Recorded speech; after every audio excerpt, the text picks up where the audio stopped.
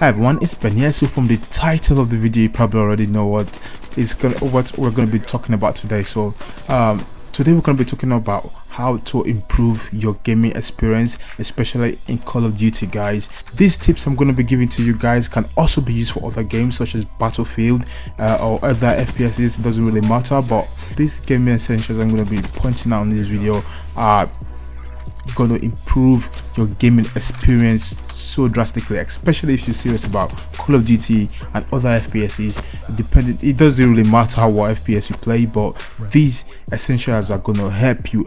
So the tips I'm going to be giving you all today on hardwares to get to improve your gaming experience, or KD, or whatever your focus is on gaming, are the controller to use, headset, display, and connection. Now the very first one is obviously the controller. So one big advice I'm going to give you guys on how to improve your gameplay, especially in the newer Call of Duties with the jetpacking, thrust jumping, and other extra movement features, is getting a scope controller. You guys probably heard about this a million times, but it is important to get a scope controller, because if you were playing, for example, you're playing against someone using a scope controller and you're using a normal controller, you're going to be in a really huge disadvantage, because their reaction time is going to be way faster than yours, and you just don't have the ability to react as fast as they will. So important, guys, very important to get a scope controller. So another thing I'm going to point out about the controller is getting a control freak or an extended analog stick. But if you're on the Xbox, you could get the Xbox Elite controller. That's what I've just gotten, but there's some issues going on with that. I don't want to talk about that right now. But getting a control freak or an Xbox Elite controller is going to help you a lot, guys. Depending what your preference is, you might want to even use like control freaks for Xbox Elite controller. It doesn't really matter, but depending on what your preference is. But personally, I'm used to control freaks because it just suits my thumb better, because I've got really big hands and my thumbs is quite huge.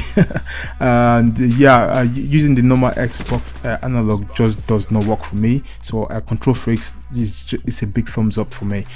So guys, if you want to do well, you might want to like increase the length of your analog stick. When I say increase the length of your analog stick, I don't mean like both analog stick. The one you might want to be focused on increasing the length is the right analog stick, because that's the one you use for aiming, and that's just the one to focus on. Like, it doesn't really matter if you don't have a control freak for the other analog stick, but it's very important to have a control freak for the left analog stick. So like when you get a control freak or an extended analog stick for maybe a scuff controller or a Xbox Elite controller, it takes up to like a week. Like literally you have to like practice on how to, you just don't pick a longer analog stick and just get used to it straight away. It takes a bit of time. Like the maximum time is going to take you to get used to it is like just a week. It's just a few days. It's not going to take very long. It's not going to take like a year or anything. You can get used to it. You can easily adjust to it, and it's just going to improve your game so really well. Like before I started using the control freaks, I obviously used just the normal analog stick for the Xbox One controllers, and it just did not work properly for me because my accuracy was all over the place. But as soon as I started using the control freak, like the very first time I used the control freak, it was really hard for me to get used to it. Like most of the times I tried using the control freak, I just end up taking it off and using the normal analog stick. But the more I got I used it, the more I got better at using it, if you get what I mean. So the more you practice, the better. So with that being said, I'm gonna like go through the next item on the table. So we got the headset. Like it doesn't really matter what headset you use, but I'm going to advise you to get a Turtle Beach headset, especially the newest one. I've forgotten what it's called, but get a Turtle Beach headset. It's very useful. But the one I personally use is the Cotion H. I have no idea if you guys have ever heard of that, but I'm going to leave a link to this headset in the description below. You guys can check it out if you want. But it's called the Cotion H. Personally, this headset does well for me. Headsets that got really big brand name that are well known, like the Turtle Beach, are really good. They are big thumbs up. But I don't know, I just use what I want, and whatever works for me is what I use. So it depends on you really. So if you want to get another headset or anything like that, it's up to you to do so. But this is what I use, guys, and it's very important as well to use headsets, because like people don't know this, but like when you're playing with a headset, you literally playing blind, because all you can hear is gunshots and stuff like that, but like you can't like really identify the direction. For example, if someone was shooting with a suppressed weapon, obviously you're not going to see a suppressed weapon on the minimap. You're gonna have to like have a headset on to actually hear the gunfire of a suppressed weapon. Stuff like that is what I'm talking about. Like for example, someone shoots is trying to shoot you from behind, but the person is missing and hasn't really gotten a hit marker on you. Obviously you're gonna have a chance to like turn on the person, but if you don't have a headset, you won't really know, and that is just puts you in a really big disadvantage. Like if you have a headset, you could react really fast to that and adjust and win the gunfight. Like stuff like that is really important. Like people don't know this, but it's really important. So the next item on the table is to do with your reaction time and your speed and stuff like that really. So first thing I'm going to talk about when dealing with your reaction time, how to improve your reaction time, is your display, guys. Your display is very important. Like people don't know this, but different displays, depending on what type of TV or monitor you're using, they've got a delay to it. Like for example, the connection from your consoles to your TV or display or monitor, there is a delay to it. Like from you obviously you're using a HDMI, there's always a delay to your display from your console or whatever you're using. If it's PC you're playing from, there's always a delay. But what I'm gonna advise you to do is search for a monitor or a TV with a really low delay time, and in milliseconds that is.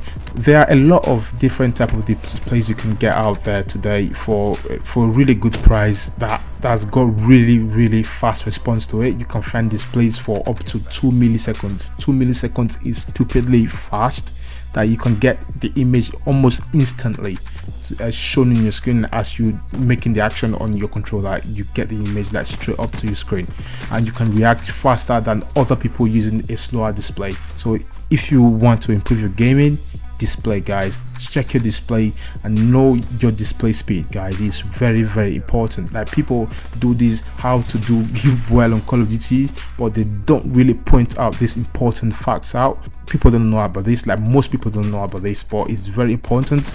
These things I'm putting out right now, your display size, for example your TV size or your monitor size, doesn't really matter, but it's just the display delay, the delay time on your your display, that really does matter, guys. You can get a 27-inch monitor of 2 milliseconds. You can I've found a lot of products like that. If you actually search properly on the internet, eBay, Amazon, you find displays like that. So that is one thing to improve your reaction time and your reaction speed. Another thing about display I'm going to talk about is the display quality. Now people still play in 720p. Like example of people that actually play in 720p is me. Like sometimes I can't really see clear images, and that puts me in a really bad disadvantage as well, and it actually hinders your reaction time. So if you've got a display of 720p, take out your screen and chuck it in the bin. That is probably what I'm going to do right now. I'm probably going to take my advice right now and chuck this in the bin. Get a new screen. Like your display quality should be 1080p or above. 1080p 4K. It shouldn't be below that. It shouldn't be below that. If you have 4K display, that is a thumbs up for you. You're awesome. You're good to go. But make sure your display speed is up there. If you've got a 4K display, it's most likely that your display speed is really low. So you might want to check that out, guys. Find out what your display speed is for your different display you have. especially if it's 4K.